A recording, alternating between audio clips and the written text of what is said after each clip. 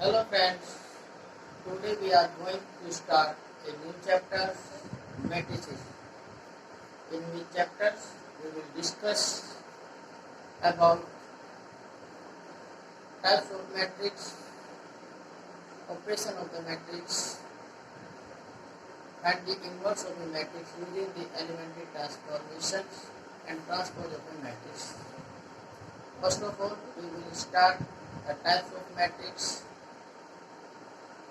Let us start types of matrix. First of all, I would like to tell you the definition of matrices. The matrices is a rectangular arrangement of elements such as in rows and columns. It means you put the elements in rows and column arrangement. This looks just like a rectangle. Therefore, we have all the matrices is a rectangular arrangement of elements. These are our entries or the elements. हम इन्हें elements कहेंगे या फिर entries कहेंगे. These are the elements of a matrix. These elements we will read A11. It means first row, first column. First row, second column, first row, third column, first row, and column. So there are the n rows and n columns. These are the columns and horizontally are rows. So therefore the order of such matrix is m cross n. The first number any m को हम read करेंगे rows and second is n is read as columns. The order of this matrix is m cross n. हमेशा हमें इसको m cross n पढ़ना. बहुत सारे बच्चे जब आप इसे read करते हैं m multiply n या फिर m into n. This is the wrong. We will read this m cross n or n by n. Order of this matrix is m by n or m cross n. Now start types of matrices. First matrix is the row matrices. Row matrices. What is row matrices? Row matrices are those matrices in which only one row occurs. It's called row matrix. For examples, write down the definition. Has only one row. Has only one row. Example is A11, A12, in so on, A1n. This an order of this matrix is one row and column. These are the parallel columns बोल सकते हैं. A row matrix is a matrix which have only one row with and parallel columns. It's called row matrices. Now again, second is the column matrix.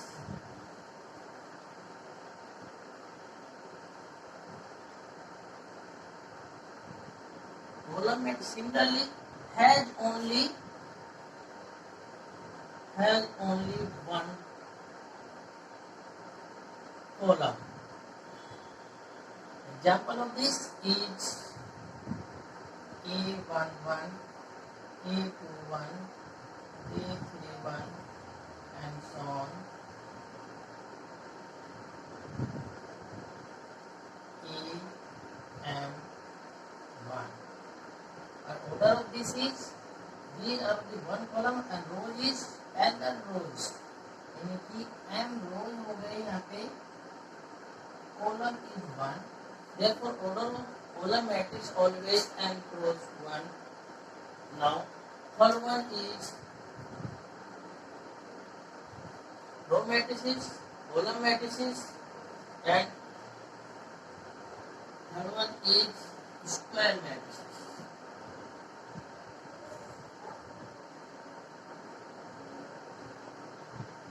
What is square matrices? अभी तक आपने देखा कि number of rows और number of columns are different. तो यहाँ हम क्या करेंगे, स्क्वायर मैट्रिसेस में क्या होंगे, स्क्वायर नेम इंडिकेट कर रहा है कि स्क्वायर मीन्स स्क्वायर में क्या होता है, all sides are equals. It means यहाँ पे हम पढ़ेंगे कि कॉलम्स और रोज हमारे इक्वल हो जाएंगे, तो that will become A square matrix in which number of rows equal to number of columns. In short, we can write that m is equal to n. If m is equal to n हो जाए तो हम बोलेंगे कि these are the square matrices. Now zero matrices,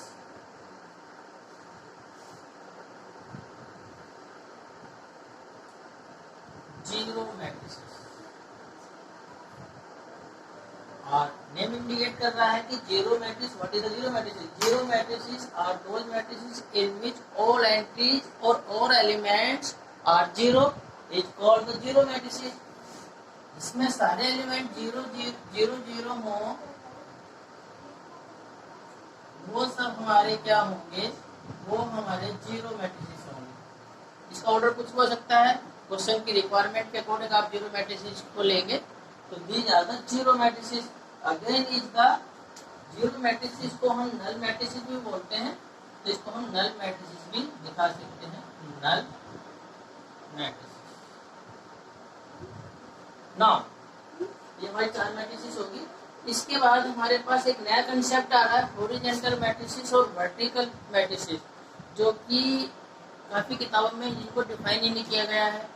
horizontal matrices क्या होते हैं, vertical matrices क्या होते हैं, तो ये भी मैं आपको बताने जा रहा हूँ कि what is the horizontal matrices.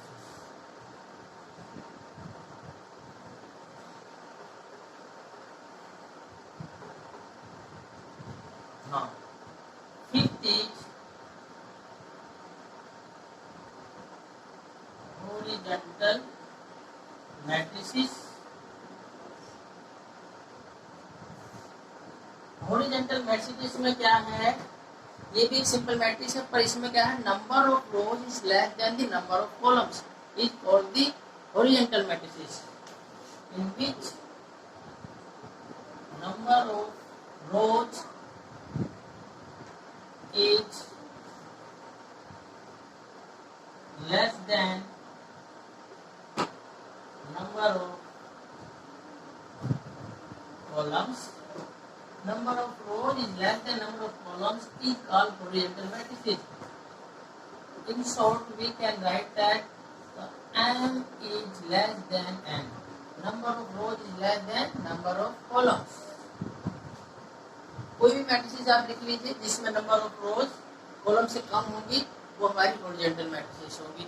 तो ये छोटा सा कंसेप्ट है, बच्चों को कई बार डिफाइन क्लास में नहीं किया जाता, बताया तो बहुत सारी किताबों में भी नहीं दिया हुआ है, तो इसलिए बताना जरूरत है। एक मार्क्स में अगर क्वेश्चन पूछा जाए what is the horizontal matrix, इसमें आपको ऑप्शन दे दिए जाए चार, m less than equal to m greater than equal to m equal to 0, m equal to n और m is not equal to n। तो what will be the answer? तो अगर पता होगा तो हम तभी हम टिक कर पाएंगे, अदरवाइज नहीं कर पाएंगे। 6 one is vertical matrices. Vertical similarly, in which number of rows is greater than number of columns.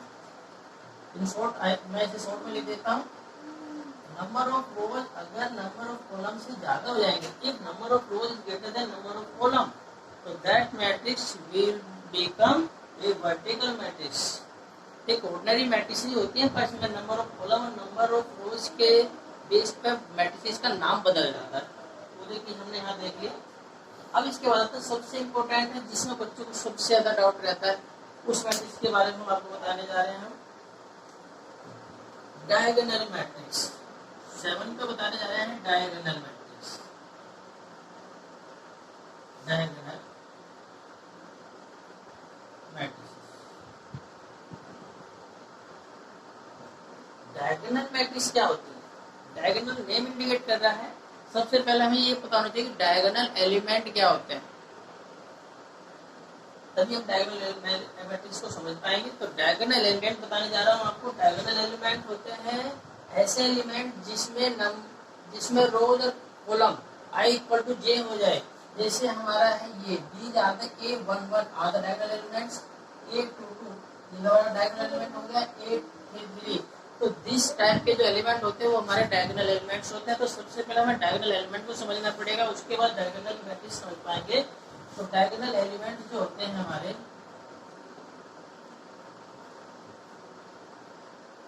Elements are A11, A22, A33 and so on A and N।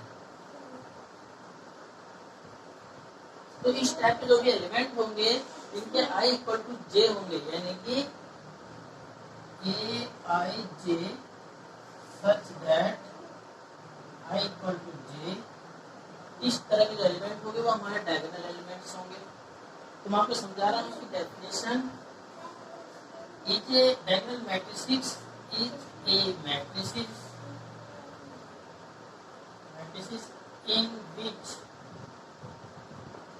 in which all diagonal matrix in which all non-diagonal elements all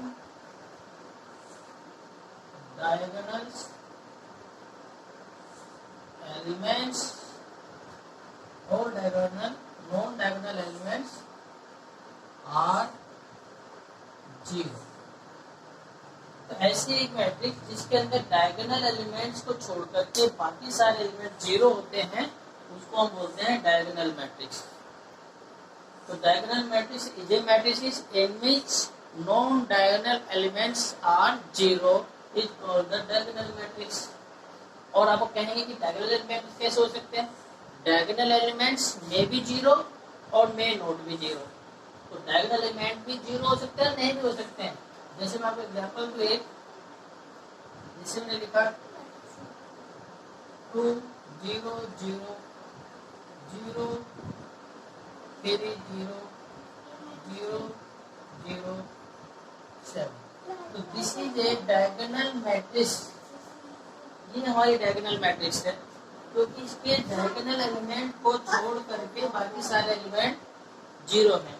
और अगर मैं इसको अगर मैं 0 कर देता हूँ तो भी ये डायगोनल मैट्रिक्स रहेगी। तो मैंने बोला कि डायगोनल एलिमेंट्स 0 भी हो सकते हैं, नहीं भी हो सकते हैं। तो इस टाइप की मैट्रिक्स जो होगी वो डायगोनल मैट्रिक्स होगी। अब इसके बाद हमारा टॉपिक जो नया टॉपिक आ रहा है इसमें ट्रायंगुलर मैट्रिक्स, वो भी इम्पोर्टेंट है। वो भी बहुत सारी किताबों में बताया नहीं जाता या समझाया नहीं जाता, बताया कई सारी किताबों में दिया भी नहीं होता। तो उसको भी हम बताएंगे ट्रायंगुलर मैट्रिक्स क्या होती है।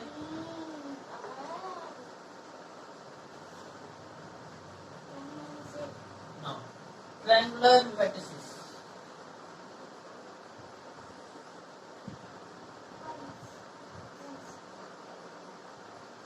ट्रायंगुलर मैट्रिक्स इनके matrix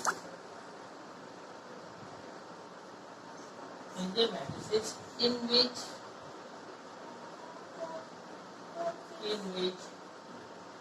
all upper diagonals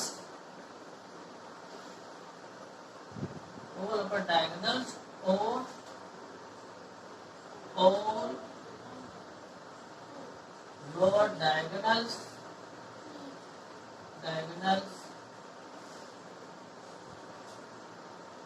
elements are 0। तो ट्रायंगुलर मैट्रिक्स में क्या है, इसने कहा कि एक इस तरह की मैट्रिक्स होती है जिनके अंदर डायगोनल के ऊपर वाले एलिमेंट सारे जीरो होंगे तो उसे बोलते हैं अपर डायगोनल मैट्रिक्स, और जिसमें लोअर डायगोनल मैट्रिक्स क्या होंगे, जिसके लोअर डायगोनल के सारे नीचे वाले एलिमेंट सारे जीरो होंगे तो उसे लोअर डायगोनल एलिमेंट्स जीरो होंगे तो उसे बोलेंगे लोअर डायगोनल ट्रायंगुलर मैट्रिक्स। तो जैसे मैं आपको एग्जांपल देने जा रहा हूँ, अपर में क्या है और लोअर डायगोनल मैट्रिक्स में अंतर क्या है।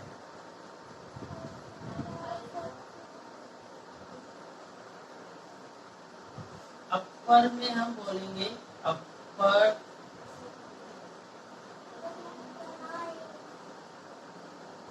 डायगोनल्स, अपर डायगोनल्स में हम बताएं आपको एग्जांपल देकर कि इसमें क्या है कि जैसे आपने लिखा 2 0 0 3। सबसे पहले एक बात और थी जो हम आपको चले नेक्स्ट क्लास में बताएंगे।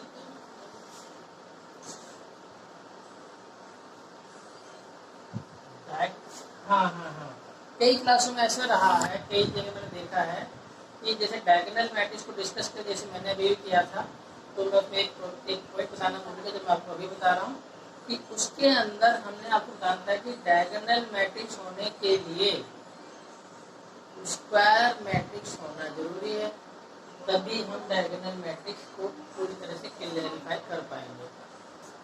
वैसे तो बहुत से लोग क्या कहते हैं कि स्क्वायर मैट्रिक्स में डायगोनल तो होता है और डायगोनल का उसमें डायगोनल जो है बीच में इसकी वजह पूरा डायगोनल को कंप्लीटली को बोलते हैं।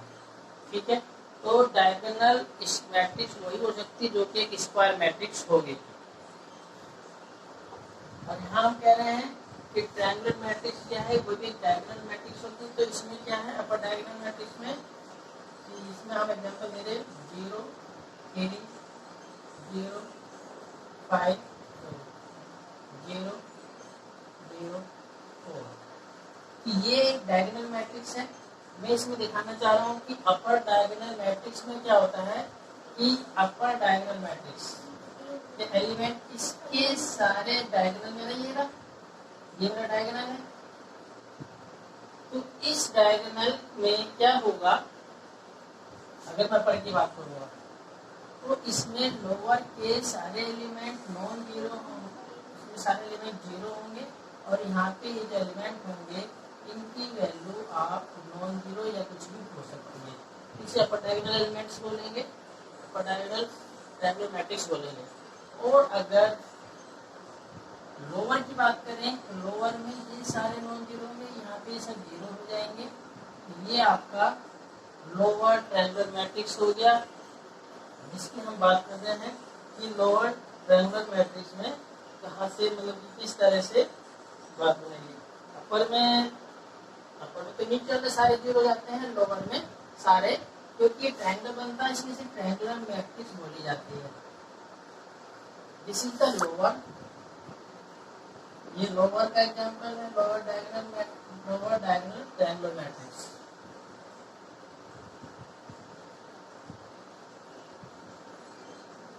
और अगर नीचे डायगोनल के नीचे वाले सारे एलिमेंट जीरो हो जाए तो वो अपर डायगोनल ट्रायंगुलर मैट्रिक्स हो जाएगी। तो ये हमारी टाइप्स ऑफ मैट्रिसेस के बारे में हमने बात करी। इसके बाद अगर हमारा कुछ रहता है तो एक रहता है हमारा identity matrix. Last one is identity matrix. Identity matrix